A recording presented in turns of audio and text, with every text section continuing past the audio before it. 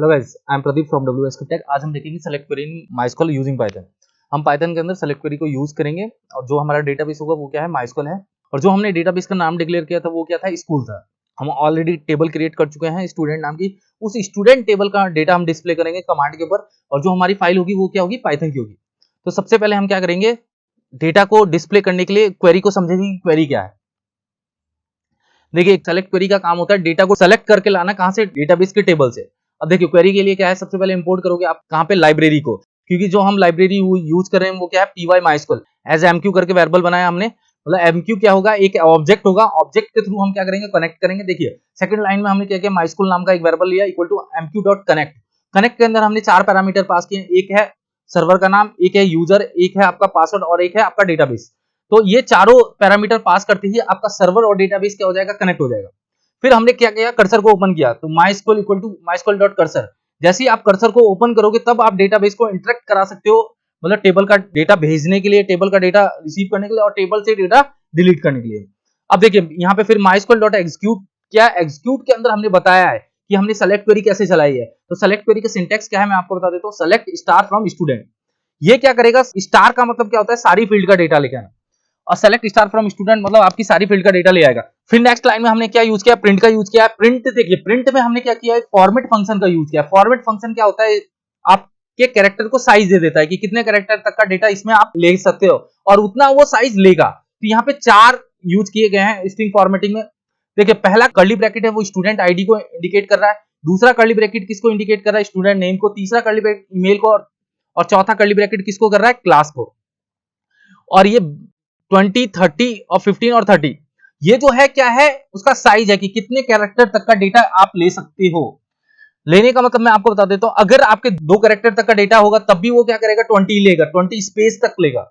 अब हमने क्या किया, ट्राई के अंदर क्वेरी को चलाया, mysql इक्वल टू mysql.fetchall। फैचऑल क्या होता है, फंक्शन होता है, सारा का सारा डेटा क्या करता है, फैच करता है।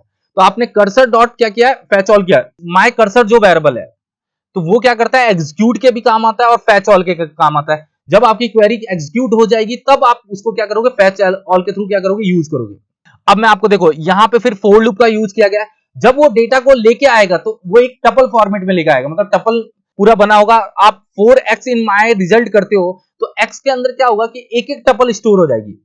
पहली रो मतलब पहला टपल जो होगा वो x के अंदर पहली रो में आ जाएगा, फिर दूसरा टपल फिर दूसरी रो में।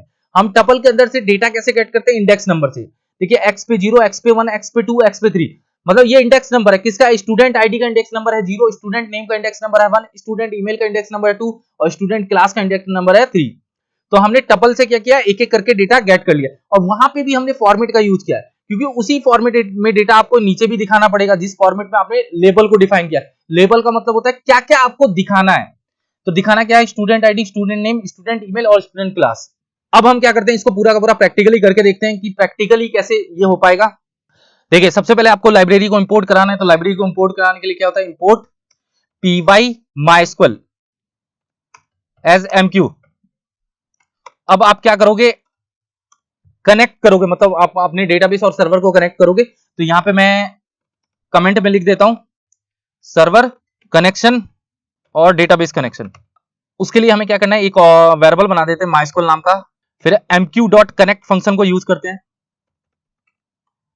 फिर कनेक्ट के अंदर हम 4 पैरामीटर पास करेंगे। पहले सर्वर का नेम, तो सर्वर का नेम क्या है आपका, लोकल होस्ट। दूसरा है यूजर का नेम, तो यूजर का नेम आपका क्या रहेगा, रूट। तीसरा है पासवर्ड, पासवर्ड रहेगा ब्लैंक। और चौथा आपका डेटाबेस का नाम है, तो डेटाबेस का नाम क्या है आपका, स्कूल। ये आपका सर्वर और डेटाबेस क्या हो गया, कनेक्ट हो चुका है। अब हम यहाँ पे क्या करेंगे, कर्सर को ओपन कराएंगे। तो कर्सर को ओपन कराने के लिए क्या करेंगे, एक माय कर्सर नाम का वेरिएबल बनाता हूं, इक्वल टू मैं यहां पे लिखूंगा mysql डॉट कर्सर नाम का फंक्शन होगा। अब आप यहां पे क्या करोगे, प्रिंट के अंदर बताओगे कि क्या क्या डिस्प्ले करना है, और हम उसमें किसका यूज करेंगे, फॉर्मेट फंक्शन का यूज करेंगे। तो प्रिंट, यहां पे मैंने कर्ली ब्रैकेट, लेस देन का साइन, ये इंडिकेट कर रहा है कि लेफ्ट से डेटा अलाइन करना है, और यहां पे मैंने बताया कि यहां पे मुझे 15 कैरेक्टर चाहिए। फिर कर्ली ब्रैकेट, फिर लेस देन का साइन, यहां पे अब नेम चाहिए तो नेम के लिए मैंने 20 कैरेक्टर लिख दिया। फिर लेस देन का साइन, कॉलन, लेस देन का साइन, ईमेल के लिए भी मैंने 20 कैरेक्टर लिख दिया। फिर आपका क्या है, curly bracket colon less than का साइन, फिर मैंने क्लास के नेम के लिए 10 कैरेक्टर तक का लिख दिया, और डॉट फॉर्मेट। अब फॉर्मेट से डेटा जब आप भेजोगे तो वो जाकर उस पोजीशन पे इंप्लीमेंट हो जाएगा। जैसे पहला डेटा आप लिखोगे वो यहां पे आएगा, दूसरा डेटा सेकंड पोजीशन पे, तीसरा थर्ड पे, और चौथा फोर्थ पोजीशन पे आ जाएगा। तो हम यहाँ पे क्या करते हैं, लिखते हैं, सबसे पहले क्या लिखते हैं, स्टूडेंट आईडी, कॉमा, फिर दूसरा हम डेटा पहुंचाते हैं स्टूडेंट नेम, फिर कॉमा, फिर स्टूडेंट ईमेल, फिर कॉमा, फिर स्टूडेंट क्लास। ये चार हमें डेटा लेके आना, student ID, student name, student email, student class. अब आप देखिए यहाँ पे क्या करते हैं, अब मैं इसको क्या करता हूँ, रन करके एक बार दिखा देता हूँ क्या है। आपके सामने लेबल आ गए कि क्या क्या डिस्प्ले करना है, student ID, student name, student email और स्टूडेंट क्लास। अब हम यहाँ पे क्वेरी का यूज करेंगे, तो क्वेरी के लिए हम क्या करते हैं, ट्राई और एक्सेप्ट का यूज कर लेते हैं। ट्राई क्या करेगा, किसी भी एरर को हैंडल कर लेगा, अगर एक्सेप्ट एरर आती है तो एक्सेप्ट के अंदर हम एरर मैसेज डिस्प्ले कर देंगे, जैसे आपकी क्वेरी रुकेगी नहीं। मतलब क्वेरी रुकने का मतलब क्या होता है कि आपका जो इक्वेशन है वो बस एक मैसेज में डिस्प्ले हो जाएगी। अगर आप ट्राई एक्सेप्ट का यूज नहीं करते हैं तो अगर आपके पास कोई एरर आती है, जैसे डेटाबेस कनेक्शन की या कोई भी एरर आती है, तो वो क्या करेगा, आपके पेज में एरर को डिस्प्ले कर देगा और पूरे कोड को ब्लैंक कर देगा। मतलब एरर को सामने रख के फिर पूरे पेज को क्या कर देगा, रोक देगा।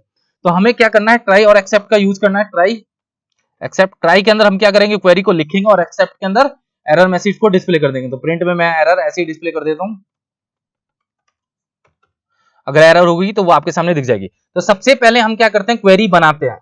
तो एक क्वेरी को बनाते हैं, हम एसक्यूएल लिखते हैं, सेलेक्ट स्टार फ्रॉम, कौन से टेबल से डेटा लेके आना है, स्टूडेंट।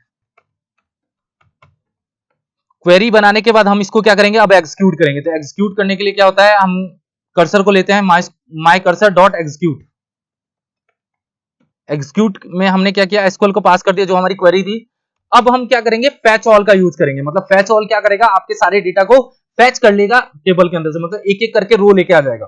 तो फैच ऑल के लिए भी आपको क्या करना है, आपका माई कर्सर, जो आपका कर्सर का वेरिएबल है, my cursor dot fetch all. अब इसको हम एक वेरिएबल में रख लेते हैं, ये क्या करेगा, पूरा का पूरा डेटा गेट कर लेगा। मतलब तो हम वेरिएबल में क्या करते हैं, इसको स्टोर कर लेते हैं। मैंने यहाँ पे एस डेटा नाम का वेरिएबल बनाया, तो एस डेटा के अंदर वो सारा डेटा आ जाएगा। मतलब जो डेटा आएगा वो एक टपल फॉर्मेट में आएगा। तो टपल फॉर्मेट में अगर डेटा आता है तो क्या होता है, चार डेटा आपके पास आने वाला है, एक student ID, student name, student email, student class. तो चारों डेटा चार फॉर्मेट पे, मतलब चार इंडेक्स नंबर पे होगा। तो पहला इंडेक्स नंबर 0 होगा, दूसरे का 1, तीसरे का 2 और चौथे का आपका क्या होगा 3। तो हम क्या करेंगे, यहाँ पे फोर लूप चलाएंगे, फोर यहाँ पे एस ले लेते हैं और आपके वेरिएबल को यहाँ पे यूज कर लेते हैं, जो वो हमने फैच ऑल के लिए यूज किया था, एस डेटा। अब हम प्रिंट करते हैं एस को, जिससे आपको पता चल जाएगा कि क्या क्या डेटा आ रहा है।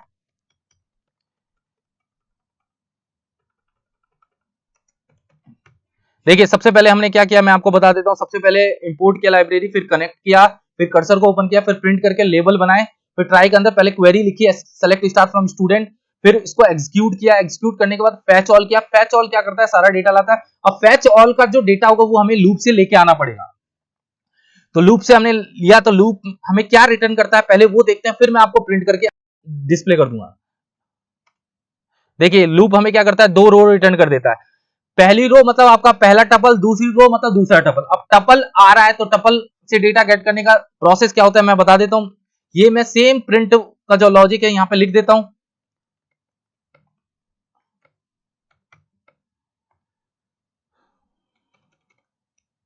ये लिख दिया।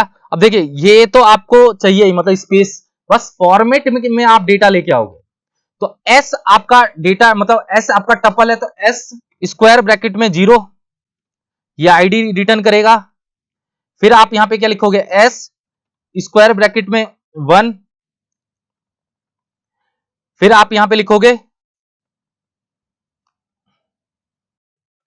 एस स्क्वायर ब्रैकेट में 2 और फिर कॉमा एस स्क्वायर ब्रैकेट में 3। तो ये देखिए 3 क्यों, क्योंकि 4 ही आपके डेटा है। तो 4 डेटा का जो पहले का इंडेक्स नंबर होता है वो 0, फिर दूसरे का 1, फिर 2, फिर 3। अब हम इसको डिस्प्ले कर देते हैं, जिससे वो उसी फॉर्मेट में आ जाएगा। देखिए फॉर्मेटिंग आ गई आपके सामने। 1 आया स्टूडेंट आईडी, फिर राम आया, फिर राम 123 @gmail.com आया, फिर 12th आया। फिर 2 आया, फिर रवि आया, फिर ravi123@gmail.com आया, फिर 12th आया। तो ये हमने स्ट्रिंग फॉर्मेटिंग का जो यूज किया है, फॉर्मेट का यूज, वो इसलिए यूज किया है कि आपका डेटा एक मतलब फॉर्मेट में दिखे। नहीं तो आप फॉर्मेट का यूज नहीं भी करोगे तो डेटा डिस्प्ले हो जाएगा, मगर एक फॉर्मेट में डेटा डिस्प्ले नहीं होगा। तो ये हमारी सेलेक्ट क्वेरी थी। सेलेक्ट क्वेरी क्या कर रही है, एक एक रो लेके आ रही है, फैच ऑल एक एक रो लेके आता है और आपके सामने डेटा को क्या कर देता है, डिस्प्ले कर देता है। अब मान लीजिए कि आपको क्या करना है कि केवल 2 ही डेटा लेके आना है। 2 डेटा लेके आने का मतलब है, मैं आपको बता देता हूं, मान लो कि मुझे आईडी और ईमेल ही चाहिए, बाकी नहीं चाहिए, मतलब नेम और क्लास नेम नहीं चाहिए। तो उसको हम कैसे लाएंगे, पहले हम पीपीटी से समझते हैं, मतलब पहले हम समझते हैं कि वो कैसे आएगा। देखिए, सेलेक्टिंग कॉलम्स का आपको डेटा लगाना है, सेम प्रोसेस है, बस आपको क्या करना है, स्टार की जगह आप देखिए सेलेक्ट, ये जो है मैं आपको बता देता हूं, सेलेक्ट एसटी नेम और एसटी क्लास दिख रहा है, यहाँ पे आप जो पहले से स्टार लगा हुआ था उसको हटा के आप जो भी कॉलम का डेटा चाहते हैं वो आप यहाँ पे लिख दें। बस 2 अगर कॉलम का डेटा चाहते हैं तो आपको फॉर्मेटिंग के अंदर भी 2 ही चीज रखनी पड़ेगी, और इंडेक्स नंबर भी उसके अकॉर्डिंग ही सेट करेंगे आप, क्योंकि जब डेटा आपके सामने 2 डिस्प्ले होगा तो इंडेक्स नंबर भी कितने आएंगे, 2 ही आएंगे, 0 और 1 का। तो हम क्या करते हैं यहाँ पे, अब आपको बता देते हैं कि अगर सेलेक्टिंग कॉलम का डेटा लेके आना है तो कैसे लेके आएंगे। देखिए, इसी इक्वेशन में मैं क्या कहता हूं कि मुझे स्टूडेंट आईडी और स्टूडेंट रोल नंबर दे दो, तो मैं ये 2 डेटा पीछे से हटा देता हूं फॉर्मेटिंग के अंदर। जब मैंने यहां से 2 हटाए तो यहां भी 2 आपको हटाने पड़ेंगे, क्योंकि 2 ही आपके पास फॉर्मेट से डेटा आ रहे हैं। और ये जो क्वेरी बनी हुई है, तो क्वेरी में हम स्टार की जगह लिख देंगे क्या क्या चाहिए, तो आप फील्ड का नाम आप लिख देंगे st_id और कॉमा आप लिखेंगे st_name। तो आपने लिख दिया कि मुझे आईडी और नेम चाहिए, और फिर आप यहां भी 2 ही रखेंगे क्योंकि ये 2 ही डेटा डिस्प्ले करेगा, और आप फॉर्मेट के थ्रू भी 2 ही भेजेंगे डेटा। ये देख लीजिए, जब मैं इसको अब डिस्प्ले करूंगा तो ये आपके सामने क्या करेगा, बस स्टूडेंट आईडी और स्टूडेंट नेम ही रिटर्न करेगा। अब मैं इसको डिस्प्ले करके दिखा देता हूं। देखिए, आईडी आई 12 और नाम आया राम और रवि। अब देखिए, अब आप क्या चाहते हैं कि बस एक सिंगल रो का डेटा अगर आपको लेके आना है, मान लीजिए ये तो पूरा रो का डेटा लेके आ रहा है, आप सिंगल रो मतलब आपके पास एंट्री पड़ी हुई है 10 और आप चाहते हो कि केवल एक ही एंट्री का डेटा आए, तो उसके लिए मैं आपको बता देता हूं क्या प्रोसेस होगा। देखिए, क्वेरी सब कुछ सेम है, बस एक फंक्शन यूज होगा fetch1।